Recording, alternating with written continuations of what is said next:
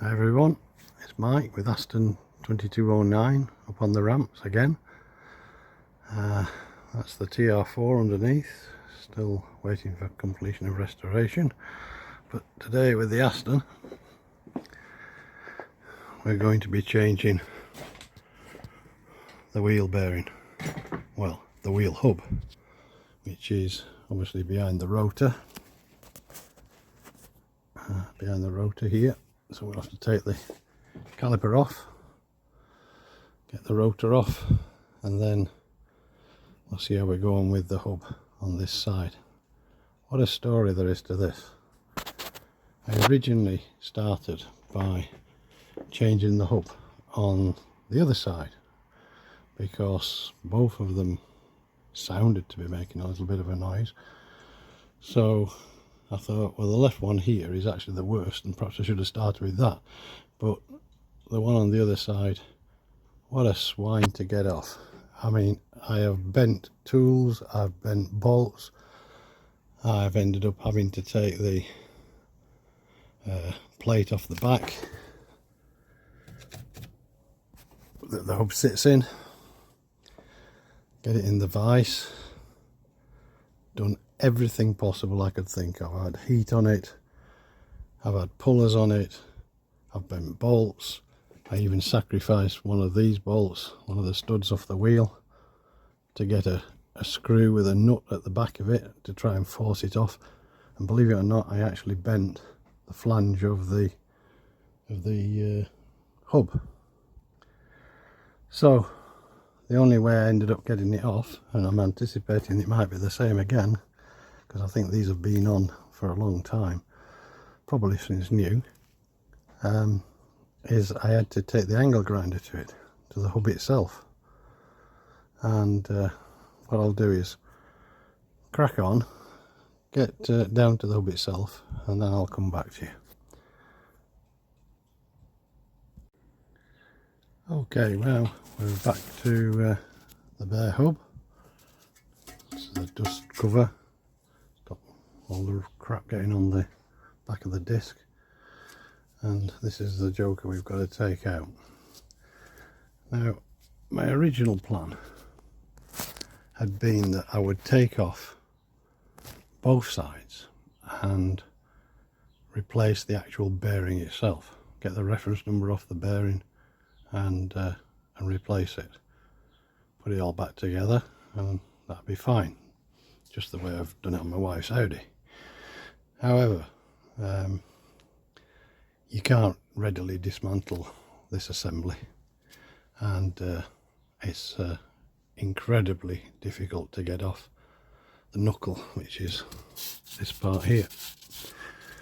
There's 4 bolts, and I can probably show you this clearer on the new one, but when you turn it, you can't feel anything. It doesn't spin. It is a little, I wouldn't say it's tight, it's not much different to the new one. And I've not long since, about 3 months ago, had an MOT, and the guy didn't find anything wrong there, but it hums like hell when we're driving. So in fact, on cornering there was a bit of screeching out of it as well, so it's definitely got something wrong with it. Tried up and down, side to side movements before I took the wheel off, but couldn't detect anything.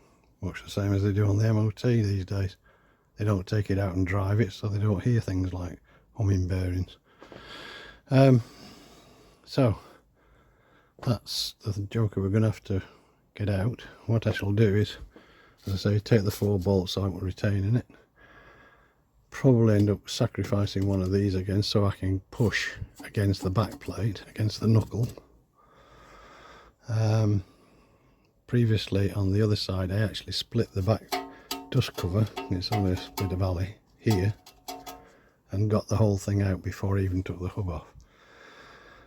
I may do that again, but before I actually start, let's have a look at a new one. So this is what you get from Aston Martin for 400 quid. And having resorted to butchering the one on the driver's side, I spent, it's 393 and change, so it's 400 quid. And here's another one for this side, because I'm expecting to have to butcher this one as well, because I can't get the bearing. I can't actually change the individual bearings, so I'm going to have to put the hub on anyway. Now, I've seen these on eBay, £175, £180 from China. Well, what would you do? Aston Martin. I'm not going to put a Chinese bearing on a Chinese assembly. That said, who knows whether this is actually made in China by and commissioned by Aston Martin and then sold on at an extortionate profit. But no, I'm sorry. We'll bite the bullet on this, and we paid the 400 quid again. So what I'm going to do before I actually fit it, I'm going to do some measurements, and I'll put them into the video, or a link to get to a PDF of it or something, and maybe we can find something that's an equivalent. After all, the internet, I've not found one. But that said, I sacrificed one of the studs on the driver's side, in UK driver's side, right hand side, and ended up bending this plate. What I did was took the stud out. Let's just rotate it to there. Took the stud out, put a bolt through the clearance bolt through there. It was a 10.9 bolt, so it was a pretty strong bolt, with a nut, and then the head of the bolt pushing against the knuckle, and tightened it and tightened it and tightened it, or drove the nut backwards, which would effectively be pushing the flange away from the knuckle plate to try and move this to get it out, and this bent. Eventually the bolt bent, and I still couldn't get it out. So to get this hub off the car, what we have to do is to start butchering it, I'm afraid. Now what we do is we cut across there, and we cut across there and there, and whatever's left there, so that then all we're left with is actually this center section with a jagged bit of a cut off where the flange has now disappeared. And then what we have to do is we take our angle grinder and we now cut here all the way through. And what happens is that you get so far and then you get bound by your angle grinder, so you rotate it 90 degrees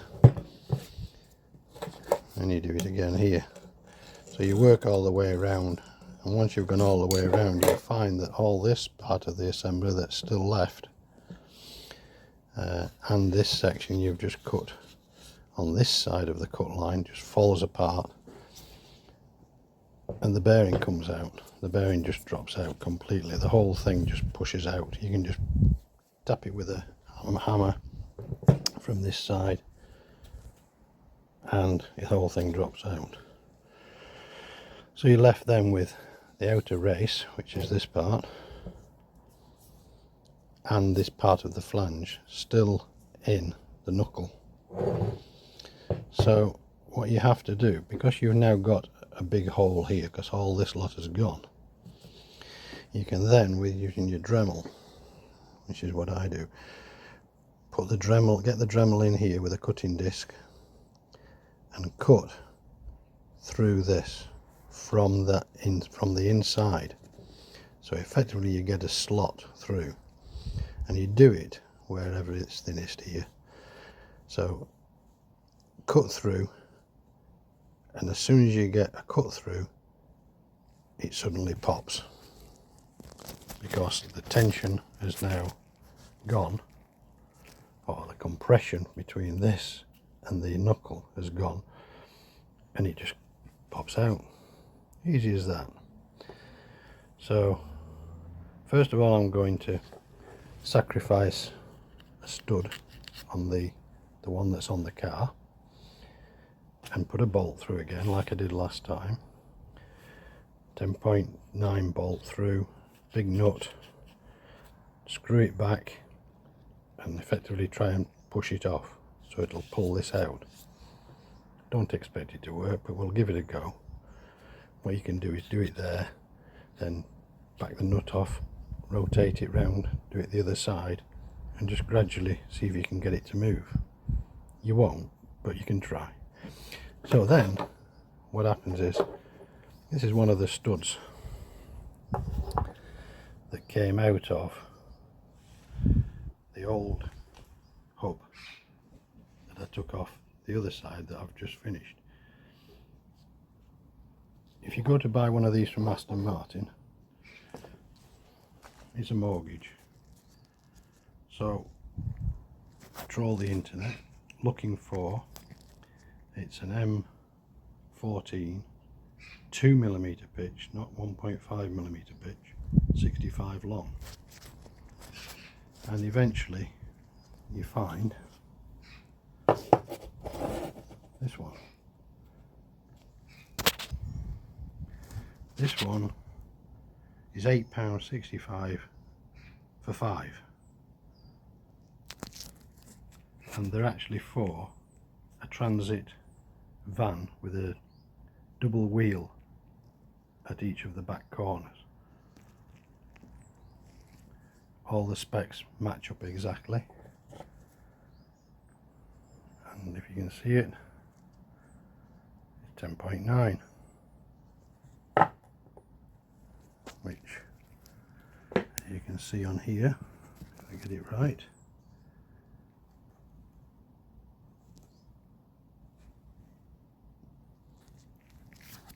No, it doesn't actually say what those are in there, does it?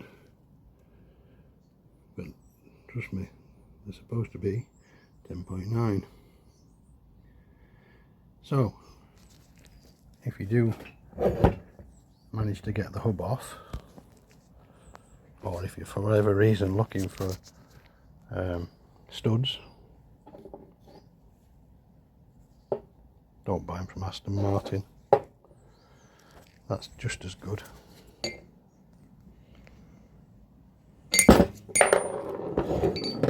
Oh, that was nearly messy. So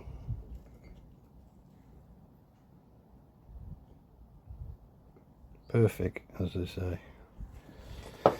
Anyway, we have new studs, so it's not going to matter this time.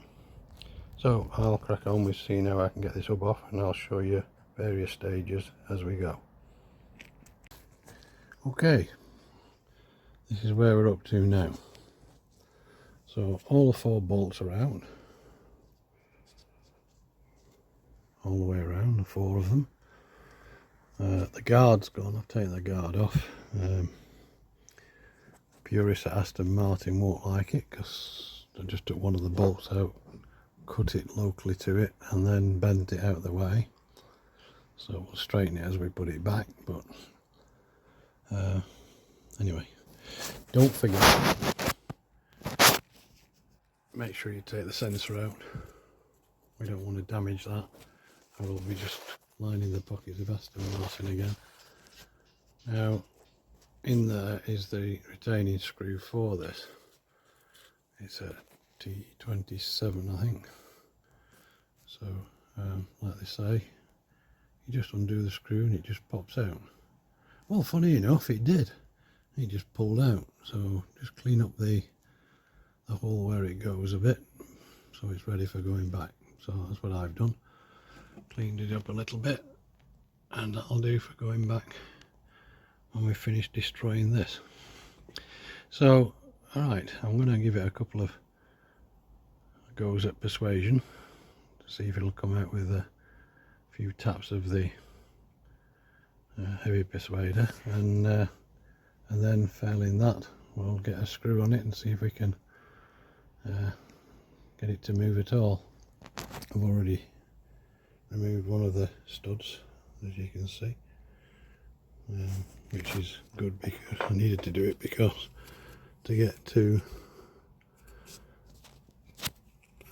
that bolt there, the little one, is part of the dust cover. So there's one there you need to get it out, and there's another one there. So anyway, let's crack on and see what we get when we do a bit of persuasion. Okay, we've got the size number 1 persuader, so let's see what we can do. I hit it where there's a stud, so a bit stronger area.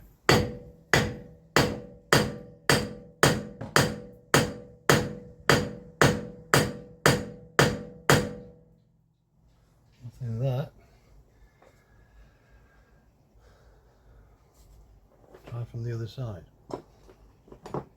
This is more difficult.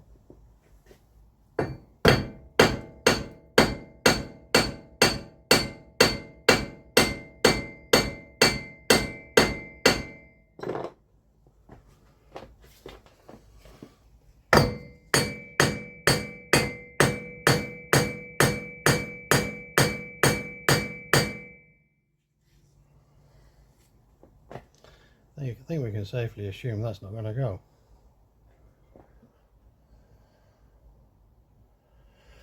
We'll try with a screw against the back plate here and see if we can move it, but it's not going to have it.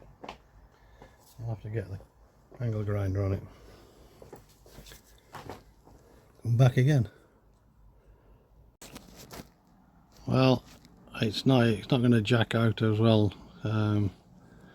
I've pulled this just about as tight as I can this way to push that way, hopefully to break this, and it's not having it. So we're in exactly the same position as we were with the other side, except when I did the other side I ended up dismantling everything, taking the whole back out here and doing the ball joints and everything.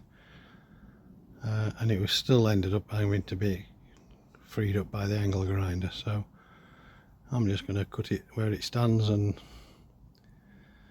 Aston Martin will probably be crying in the beer, but needs must. So this is what it's looking like mid butchering. All I'm trying to do really is reduce the amount of flange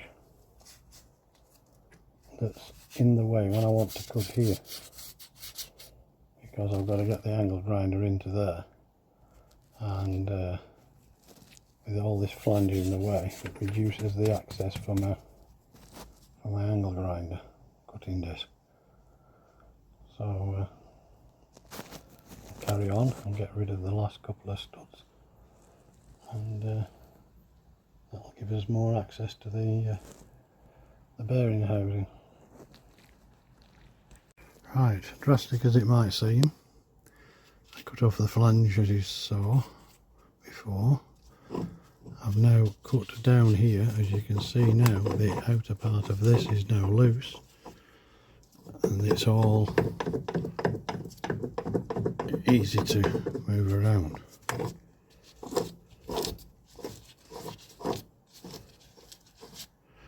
So all we have to do now is cut across here a couple of places, and the ball bearings will drop out, and then we can extract everything else. It's not an easy job, but there's no other way when this will not come off here, when you just can't get this flange to break.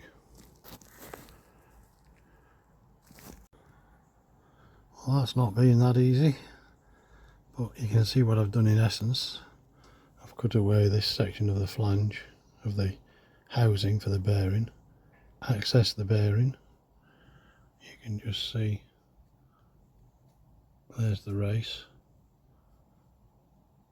in part of the race, so all the bearings are out, and now everything is easy to get out. I shall just cut this now all the way around, and that'll come out this way.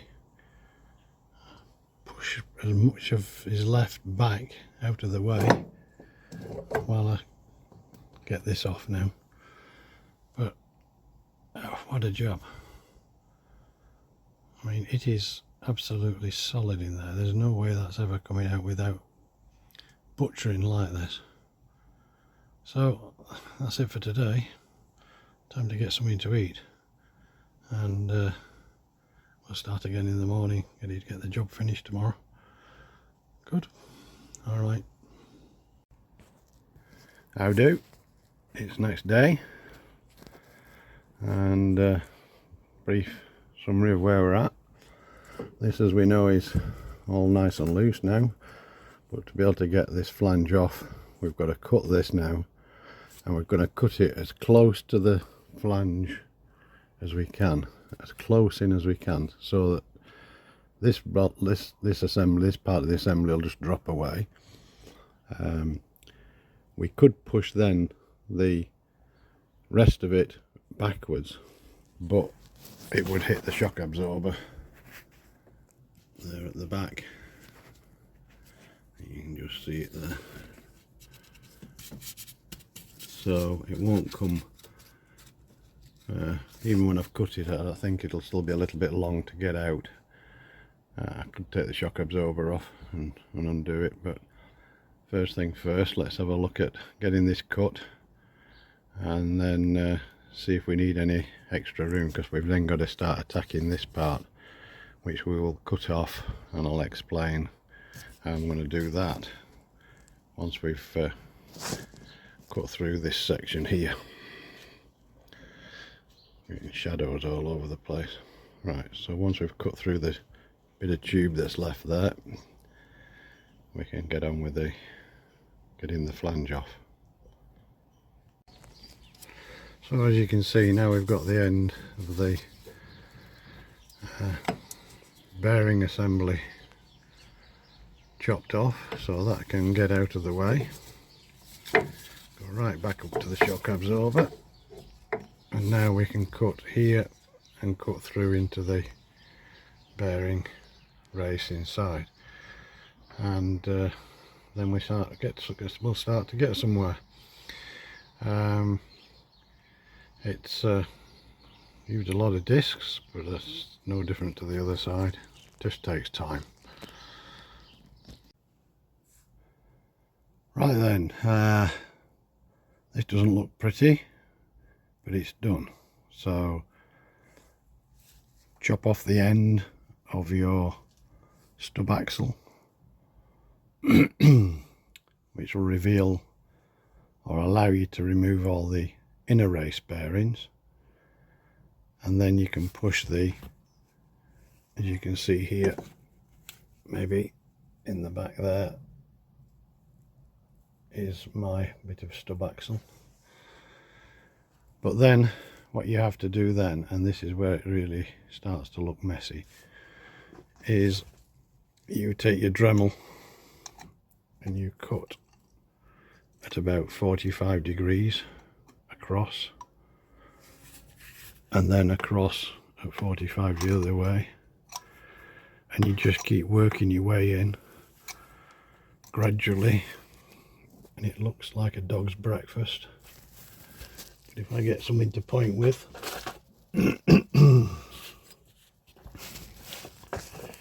eventually you get a track through, and once you've cut through,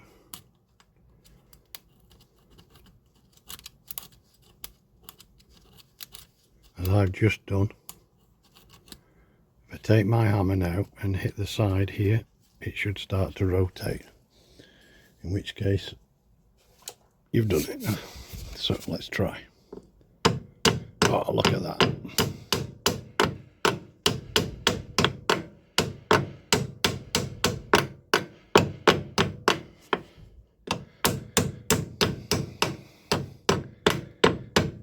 So there you go. I'll just take the flange off and then have a look at the inside surfaces, and we'll see what we've got. Okay, we've levered it off. Comes off very easy. Oh, that's what Aston Martin say it does. It just comes straight off. Like hell it does. So, let's have a look at the inside surface. Good evidence there of some electrolytic interference between the steel of this and the aluminium, or the alloy, whatever it is. So we'll clean all that off. All we have to do now is put it back together. Now, as you can see there, I managed to eventually cut right through. It's not pretty. Nobody says it's going to be pretty.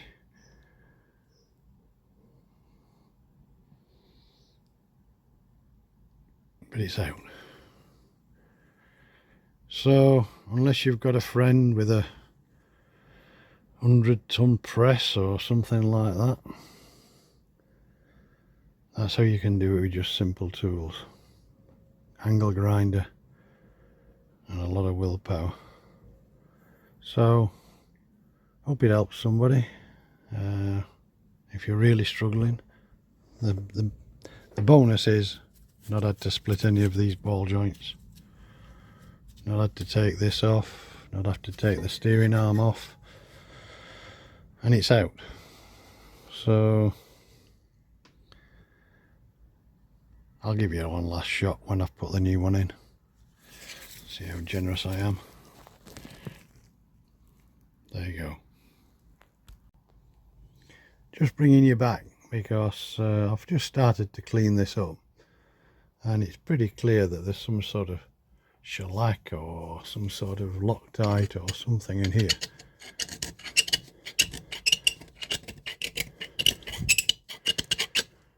If you look at it, it's quite a layer built up, and it doesn't look like corrosion. It looks more like some assembly goo of some sort, shellac or Loctite or something.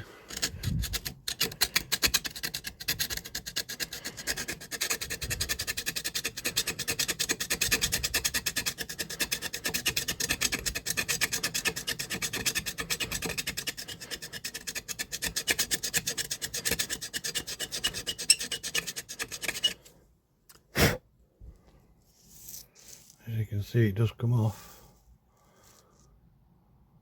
But that's what's given us the difficulty. I think it's been pretty much locked in.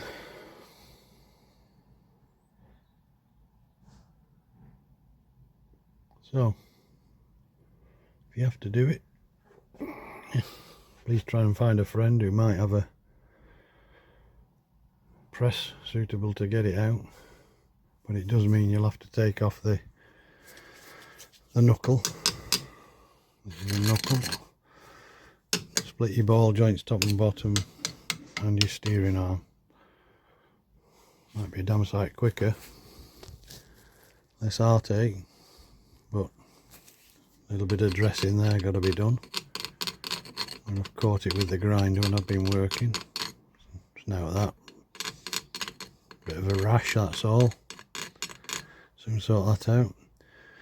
Right, let's get all this crap off the inside of this bearing housing and get the new bearing in.